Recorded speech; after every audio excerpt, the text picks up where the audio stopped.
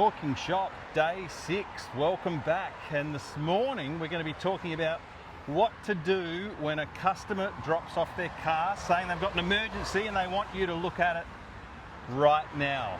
Rach, what's your advice here? Well, this is a very, very common occurrence in repair shops, no matter what. And the urgency from the customer often derails you when you've got a full shop already, you've got your technicians already head down under the hood on their jobs. You've got the people that made a booking and are expecting their vehicle back on time the same afternoon, but this person that has just walked in and just wants you to check X, Y, and Z, or their vehicle's arrived on the back of a tow truck and they're putting the pressure on you to look at it straight away. So you don't want to disappoint the customer, but if you make the customer happy and stop what you're doing, or get one of your guys off a job to stop what they're doing, you will disappoint your team members in the sense that you've now disrupted one of them if you've pulled them off a job, and it's going to take them a minimum of 7 to 12 minutes to get the same level of concentration back once they get to return to the job that they were on. And you have tried to squeeze in a job that was already in a space that was already allocated to somebody else. So we've now put pressure on everyone in the workshop to do extra work where there wasn't time to start with. And if you do this often enough, you'll start to get resentment in your team.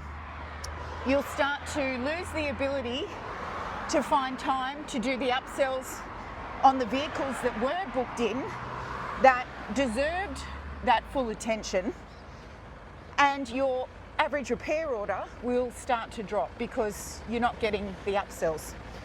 So you must remember that for walk-ins and emergencies that arrive on tow trucks, it might sound harsh, but it is that customer's emergency, not yours.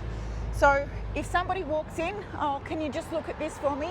Or comes on the back of a tow truck, it's your job or your service advisor's job to offer them the next available appointment, not make way for everything else in the workshop because this person that has the emergency wants it tended to now.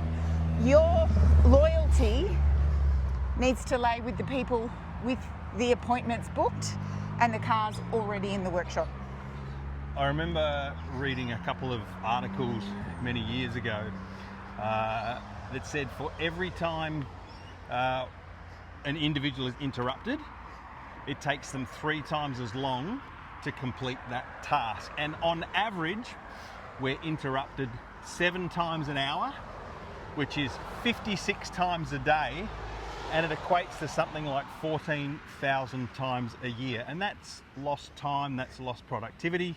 Often, because it's a matter of minutes, we find that won't be billed out for. Yep. Won't be billed out in alignment with that particular job, and that ends up being often tens of thousands of lost revenue across a year. So while you may have a customer who's pleading with you to fix it, your natural desire is to fix things and you want to do right by them, you're not only costing yourself time, but you're costing yourself lost revenue as well. So think about what you're going to do next time. You may have to manage a little bit of that feeling of guilt, of desire to help, but in the long term, as Rach said, your loyalty is to the jobs you've already got booked in. We'll see you for tomorrow's episode of Talk and Shop.